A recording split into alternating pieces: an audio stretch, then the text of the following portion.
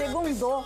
Segundou. Graças a Deus, gente. Segunda-feira é uma maravilha. É sinal que a gente está vivo, a gente está aqui batalhando. Mas eu preciso começar o programa hoje fazendo um elogio. Pode fazer. Olha só o look look do Lucas Sanseverino hoje. Especialmente o sapato. A roupa olha de jogos, como sempre, né? Mostra o sapato só aqui, ó. Pode por aí, ó. Olha só. Demais. Super confortável. Super confortável, ponto flex, um bração pro Douglas, todo mundo lá da loja. É todo cheio de gel por dentro, só. É muito gostoso, Vocês não têm noção né? da sensação que eu tô tendo aqui, ó. Parece que tá... Vou ficar o programa inteiro assim, ó, fazendo assim, Eu também tô. Olha, mostra da Sol, que também é super confortável, né, Sol? É super, é escarpão, mas é super confortável. Olha aqui. Que lindo, Sol. O modelo lindo, também, né? Bem clássico, bem legal. Muito lindo. Obrigada, Douglas. Muito obrigada, né, Luquinha? Demais, sensacional. Bom, segundou. Hoje é dia de saúde aqui no Falando Nisso, mas antes a gente sempre alimenta um pouquinho a nossa alma e alimenta também o nosso coração.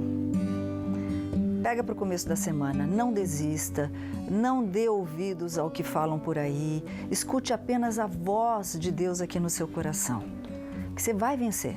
Tudo de ruim, todos os obstáculos, eles passam, porque Deus dá força para você, mas você precisa parar de ficar pegando os lixos que vêm de fora.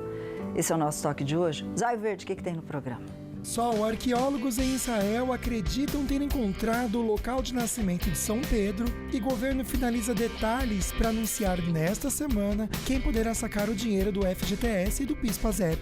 Participe do programa tirando suas dúvidas ao vivo com a gente, pelo telefone ou também pelas redes sociais. Aí você já aproveita para concorrer prêmios por lá. No nosso Face tem um super presente de aniversário do Falando Nisso, Kit Tracta, Polipet, Cooper, Ortovip, tudo isso junto para uma pessoa só. Então você vai curtir, marcar 2 amigos, compartilhar a fotinho e já participar. E a gente conversa bastante com você hoje, tira suas dúvidas, porque aqui no programa hoje é dia de dicas de saúde. Pois é, a gente... Não, Gu, não tem o Gu. Falou assim, ó, desculpa, Gu. Beijo, obrigada por estar cortando hoje o Falando Nisso, viu? O Igor, nosso querido Igor, está um pouquinho dodóizinho em casa, se cuida aí, Igor, né? Mas, Luquinha, como você falou, dia de dicas de saúde. Muitas vezes você tenta e não consegue emagrecer. Quando que a cirurgia bariátrica é indicada? Às vezes a pessoa pensa assim, é a minha solução. Mas quando que é o caso que você realmente precisa? Pois é. Ele está aqui para tirar as suas dúvidas, a minha dúvida, a dúvida do Luquinha. Ele que é cirurgião bariátrico, o doutor Alan Trigueiro. Doutor Alan, estava contando um monte já de novidades aí, viu, Luquinha? Bom, né, obrigada, doutor. Obrigado. Beijo para Bianca Totti, que está aqui, assessora do doutor. Vamos conversar. Doutor Alan, Luquinha, a gente estava batendo um papo lá no camarim, né? E eu perguntando assim para o doutor Alan. Todo mundo, por exemplo, eu quero emagrecer. Eu quero emagrecer. Será que todo mundo... É indicado a fazer cirurgia bariátrica? Quando a pessoa tem essa indicação, doutor? Não, existe uma indicação precisa, né? O paciente precisa ter uma classificação de obesidade de grave para cima. E essa classificação a gente faz através do índice de massa corporal, que é o peso dividido pela altura ao quadrado do paciente. Então, por exemplo, se tem uma pessoa que tem 100 quilos e 1,60 m. Esse paciente provavelmente deve estar numa obesidade grau 2, com comorbidades, que são doenças associadas, como pressão alta, diabetes, esse paciente sim tem indicação.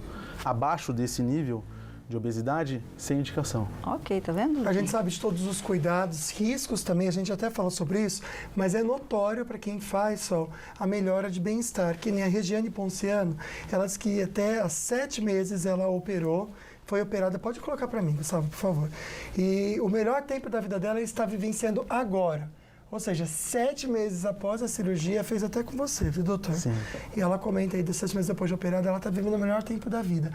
E a partir de quanto tempo depois da cirurgia que a pessoa já começa a se sentir bem? Boa. Como que é isso? Olha, primeira semana o paciente já se sente muito mais confortável, ele perde mais ou menos uns 7 quilos nos primeiros 7 dias, 1 quilo por dia, até por culpa da desidratação que a cirurgia dá, mas um mês depois, dependendo do grau de obesidade do paciente, quanto mais obeso, mais ele perde em torno de uns 10 a 15% do peso dele. Então a Regiane, que 7 meses, deve ter perdido mais ou menos uns 40% do peso dela. O máximo que a pessoa perde, existe algum número ou não? O ideal são 40%, que a gente perde em torno dos 6 meses a 1 ano. E isso já dá do excesso de peso, né? O paciente com 100 quilos perde então 40 quilos. Agora, eu tenho uma dúvida. Por que a pessoa precisa emagrecer para fazer a cirurgia bariátrica, já que a cirurgia é para emagrecer? Então, na verdade, o paciente precisa emagrecer mais para a técnica cirúrgica, né? O fígado do paciente, quando ele engorda muito, ele cresce junto com essa com esse ganho de peso. E quando você vai operar o paciente, o fígado atrapalha bastante. Então a gente sempre pede para o paciente emagrecer pelo menos uns 10% do peso, que ajuda muito na técnica cirúrgica, e o paciente também já vai bem para o pós-operatório, que é para emagrecer, né? Já começa a emagrecer bem desde o pré até o pós-operatório. Então, assim, o risco é menor por causa do fígado. Eu não sabia que o fígado também aumentava. Que interessante, Sol, também não. Né? Mandar um beijo para o seu Oswaldo de Taubaté e a Laís, que fez uma pergunta incrível também. Ela quer saber se depois que a pessoa faz a cirurgia, ela pode voltar a engordar ou não. A gente já fala com você, viu, Laís? Mas agora prepara a vinhetinha aí pra gente, porque agora a gente fica bem informado com as notícias da redação.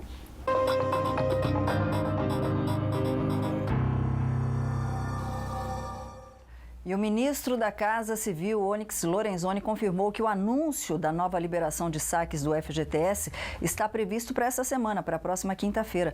Nós vamos aos detalhes com o nosso repórter Pedro Souza. Essa semana está com a gente aqui no Falando Nisso, direto da redação. Boa tarde, Pedro.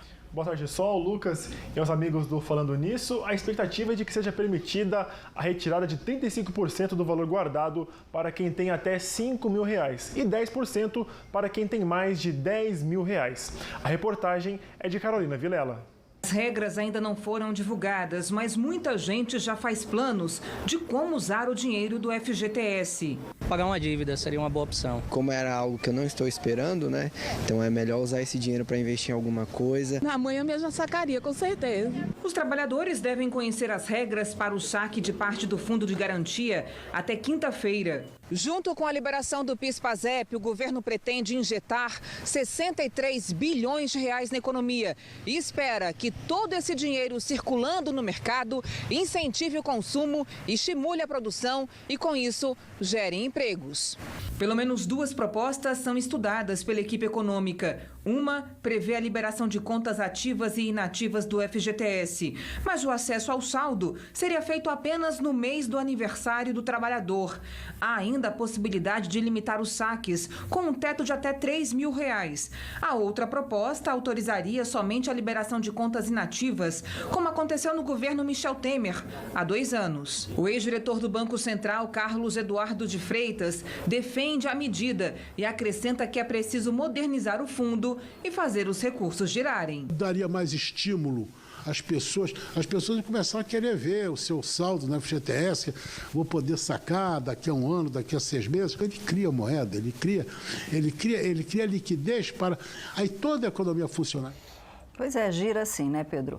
O Pedro, virando um pouquinho a página, o presidente Jair Bolsonaro afirma que deve sair até o dia 15 de agosto a indicação de um nome para comandar a Procuradoria-Geral da República. Quando termina o prazo da atual procuradora Raquel Dodge, Pedro? Olha só, termina em setembro. No início do mês, a Associação Nacional dos Procuradores da República entregou ao presidente Jair Bolsonaro a lista tríplice com os 3 nomes mais votados para o cargo. Bolsonaro não descartou a recondução de Raquel Dodge ou a indicação de outro nome que não esteja na lista. Então, Pedro, muito obrigada. Agora temos uma notícia. Ficará nas mãos da Polícia Federal o inquérito que vai apurar a invasão do celular da deputada federal Joyce Hasselmann, do PSL. Neste final de semana, a líder do governo postou nas redes sociais que ela teve o aparelho clonado, como o ministro da Justiça e Segurança Pública, o Sérgio Moro. Segundo a jornalista, os hackers enviaram mensagens, a gente está com ela no ponto aí, Igor? Enviaram mensagens para os contatos de Telegram, só que ela não usa o Telegram. Dá uma olhadinha. Olá pessoal, tudo bem? Eu aqui Joyce Hasselmann, ainda estou em Brasília, mas tem uma informação extremamente grave para passar para vocês. Assim como aconteceu com o celular do nosso ministro Sérgio Moro, o meu telefone foi clonado.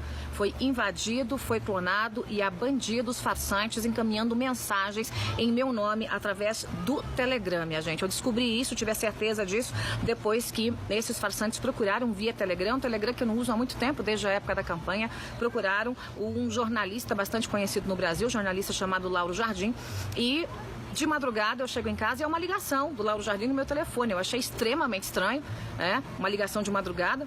Que história é essa, né? Uma ligação num horário desse, mandei mensagem e ele me respondeu, não, estou respondendo as suas mensagens no Telegram. Só que eu não mandei nenhuma mensagem em Telegram nenhum.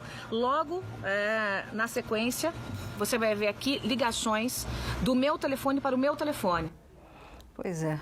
estão perdendo a mão já de tanta baixaria que está acontecendo nesse país, né, Luquinha? Conversar agora com o Pedro novamente sobre o movimento nas estradas. Imagens da Tamoios, a gente vê movimento, mas tudo correndo tranquilamente para o motorista, Pedro. Exatamente, Lucas. O motorista faz boa viagem nos dois sentidos na Tamoios, só tem aquelas obras no quilômetro 64 e também aquele pare-siga, já que o motorista já está acostumado.